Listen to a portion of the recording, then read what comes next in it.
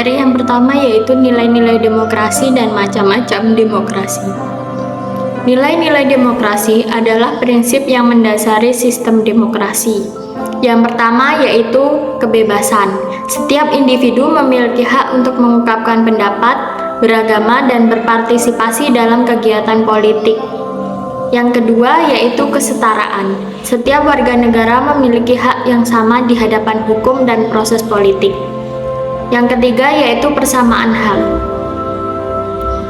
Semua warga negara memiliki hak yang sama dalam pemilihan atau pembuatan kebijakan. Yang keempat yaitu keadilan. Sistem hukum yang adil dan tidak memihak ke siapapun. Yang kelima yaitu transparansi. Pemerintah harus terbuka dan memberikan informasi yang jelas kepada publik. Yang keenam yaitu partisipasi. Setiap warga negara didorong untuk berpartisipasi aktif dalam proses politik. Yang ketujuh yaitu akuntabilitas. Pejabat publik harus bertanggung jawab kepada warga negara dan dapat dipertanggungjawabkan atas tindakan mereka. Yang kedelapan yaitu pluralisme. Pengakuan dan penghormatan terhadap keberagaman pendapat dan budaya dalam masyarakat.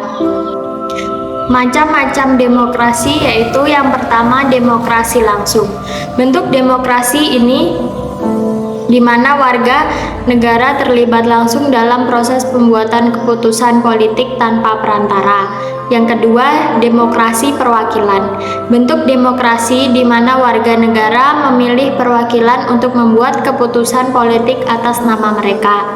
Yang ketiga yaitu demokrasi presidensial, di mana presiden dipilih secara langsung oleh rakyat dan memiliki kekuasaan eksekutif yang terpisah dari legislatif. Yang keempat yaitu demokrasi parlementer, sistem pemerintahan yang dipilih oleh dan bertanggung jawab kepada parlemen atau legislatif. Yang kelima yaitu konstitusional. Bentuk demokrasi yang diatur oleh konstitusi yang menentukan batasan-batasan kekuasaan pemerintah dan hak-hak dasar warga negara. Yang keenam yaitu demokrasi liberal, fokus pada perlindungan hak asasi manusia dan kebebasan individu dalam pemerintahan yang terbuka dan bebas.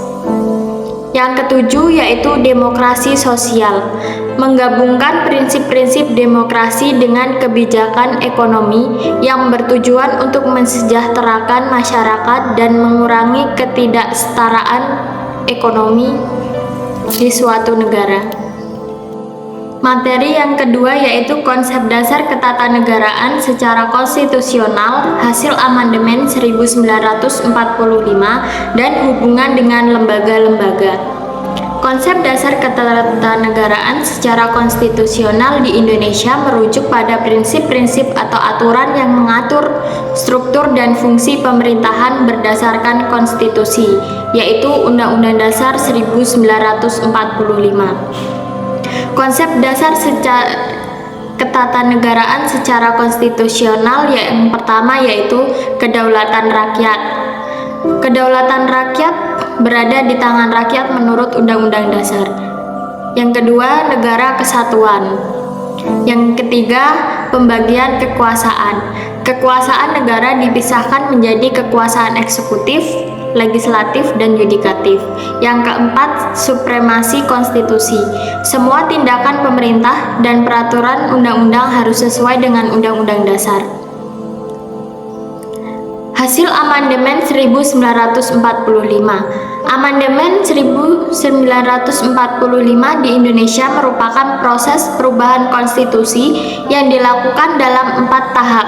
Di antaranya yang pertama yaitu amandemen pertama, amandemen kedua, amandemen ketiga, dan keempat. Tujuannya yaitu untuk memperbaiki sistem ketatanegaraan dan menguatkan demokrasi serta memastikan hak asasi manusia lebih terjamin untuk selanjutnya.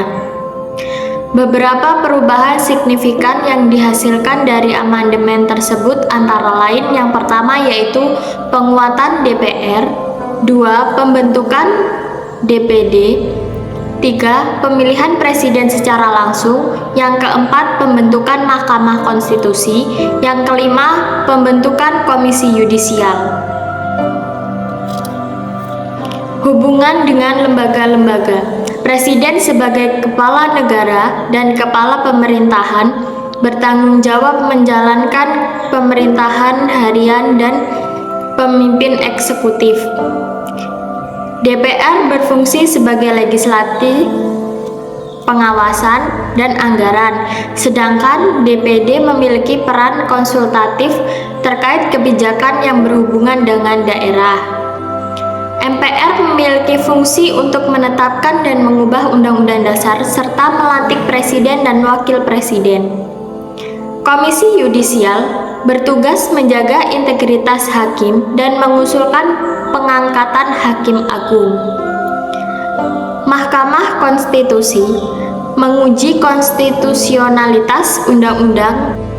Materi yang ketiga yaitu pengertian wawasan Nusantara dan implementasi wawasan Nusantara.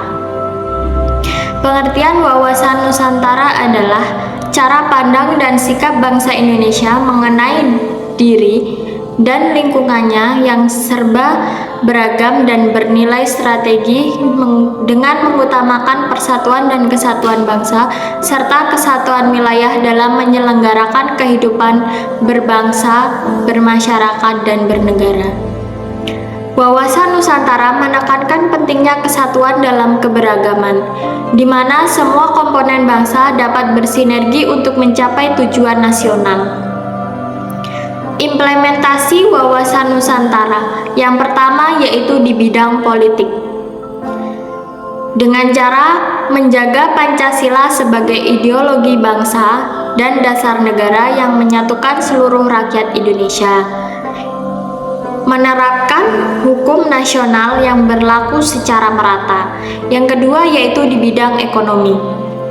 Dengan cara mendorong pembangunan yang merata di seluruh wilayah Indonesia dan mengelola sumber daya alam yang berkelanjutan. Yang ketiga yaitu di bidang sosial budaya. Dengan cara menghargai dan melestarikan keberagaman budaya, meningkatkan kualitas pendidikan dan kebudayaan. Implementasi wawasan Nusantara harus dilakukan secara konsisten dan berkesinambungan oleh seluruh komponen bangsa, mulai dari pemerintah, masyarakat, hingga lembaga-lembaga negara non-pemerintahan. Materi yang keempat yaitu sumber histori, agama, kultur, tentang wawasan Nusantara dan urgensi wawasan Nusantara. Yang pertama yaitu sumber histori. Kerajaan-kerajaan Nusantara adalah salah satu bentuk sumber histori wawasan Nusantara. Sejarah kerajaan-kerajaan besar menunjukkan bagaimana wilayah kepulauan di Indonesia telah lama memiliki konsep kesatuan dan kedaulatan. Yang kedua yaitu perjuangan kemerdekaan. Perjuangan kemerdekaan melawan penjajahan Belanda dan Jepang memperlihatkan semangat persatuan seluruh rakyat Indonesia dari berbagai suku, agama, dan budaya untuk mencapai kemerdekaan. Yang kedua yaitu sumber agama. Sumber agama salah satunya yaitu nilai-nilai agama. Ajaran-ajaran agama yang dianut oleh masyarakat Indonesia menekankan pentingnya persatuan, kerukunan, dan toleransi antar umat beragama. Kemudian Pancasila. Pancasila merupakan ideologi bangsa Indonesia yang mengandung nilai-nilai religius yang mengajarkan kebersamaan, keadilan sosial, dan persatuan. Yang ketiga yaitu sumber kultur. Sumber kultur yang pertama yaitu keberagaman budaya. Keberagaman budaya menjadi salah satu kekayaan yang menguatkan identitas nasional dan mendukung konsep kesatuan wilayah di Indonesia. Selanjutnya yaitu kearifan lokal. Kearifan lokal dari berbagai daerah mengajarkan nilai-nilai kebersamaan, kesatuan, dan penghormatan terhadap alam serta sesama manusia. Selanjutnya yaitu urgensi wawasan Nusantara. Yang pertama yaitu wawasan Nusantara sangat penting untuk menjaga keutuhan NKRI. Yang kedua yaitu wawasan Nusantara membantu dalam menjaga kedaulatan Indonesia dari ancaman luar maupun dalam negeri. Yang ketiga yaitu wawasan Nusantara membantu dalam menciptakan harmonisasi sosial dan mencegah konflik horizontal. Materi yang kelima yaitu pengertian ketahanan nasional dan tantangan pertahanan nasional. Pengertian ketahanan nasional adalah kondisi dinamis suatu bangsa yang mencerminkan kemampuan dan kekuatan dalam menghadapi serta mengatasi berbagai ancaman, tantangan, hambatan, dan gangguan yang datang dari dalam maupun luar negeri. Ketahanan nasional bertujuan untuk menjamin keberlangsungan hidup, kedaulatan, integritas wilayah, dan kesejahteraan bangsa. Ketahanan nasional mencakup berbagai aspek kehidupan, baik politik, sosial, budaya, ekonomi, maupun pertahanan dan keamanan. Tantangan pertahanan nasional yang pertama yaitu ancaman militer seperti konflik bersenjata, modernisasi militer. Yang kedua yaitu ancaman non-militer seperti teroris, narkotika, penyelundupan barang-barang ilegal. Yang ketiga yaitu ancaman dari lingkungan seperti bencana alam, degradasi lingkungan.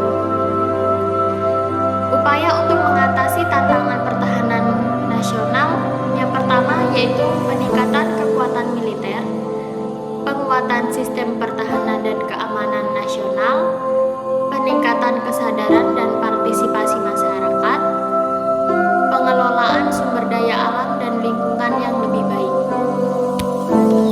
Materi yang keenam yaitu sumber histori, sosiologi, dan politis tentang ketahanan nasional dan bela negara, serta urgensi ketahanan nasional dan bela negara.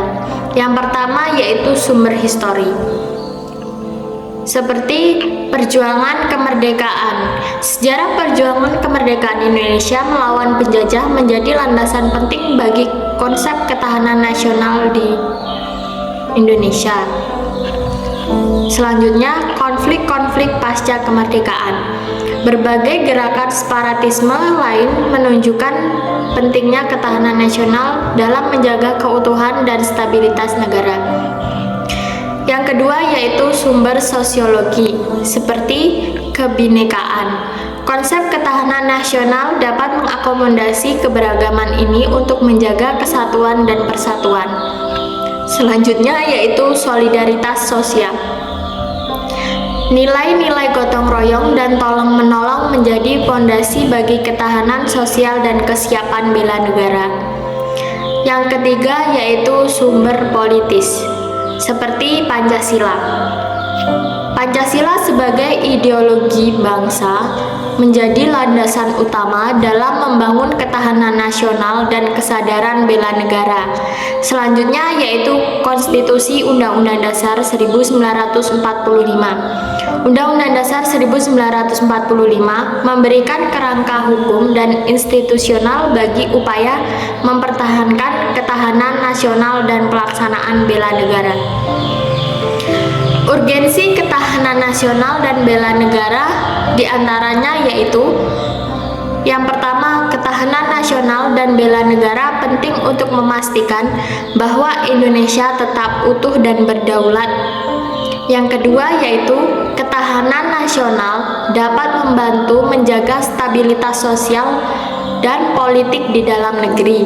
Yang ketiga yaitu keamanan dan ketertiban memberikan iklim yang kondusif bagi investasi, perdagangan, dan pertumbuhan ekonomi. Yang keempat yaitu kesadaran bela negara dan ketahanan nasional mendorong partisipasi aktif masyarakat dalam menjaga keamanan dan stabilitas di suatu negara. Yang kelima yaitu sarana pendidikan karakter bagi generasi muda.